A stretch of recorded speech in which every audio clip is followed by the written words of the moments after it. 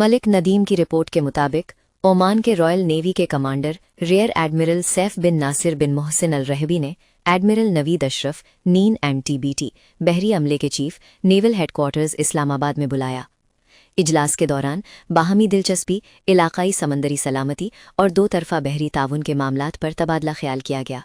आने वाले वक़ार ने पाकिस्तान बहरिया की पेशावराना महारत की तारीफ़ की और ख़ित्ते में समंदरी तहफ़्फ़ुज़ और इस्तेहकाम को यकीनी बनाने के लिए उसकी मुसलसल शराकत का इतराफ़ किया।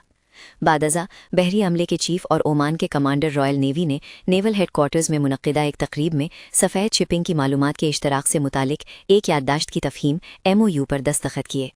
MOU का मकसद सफ़ेद शिपिंग के बारे में बाहमी आगाही को बढ़ाने के लिए मालूमात के इश्तराक के लिए रहनुमा खतूत और तरीक़ाकार कायम करना है।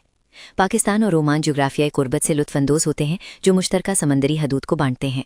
बरादर ममालिक के माबैन दो तरफ़ा ताल्लुकात, माशी ताउन, लोगों से राब्ते और मजबूत दिफ़ाई ताल्लुकात समेत वसी दायरे कार का अहाता करते हैं।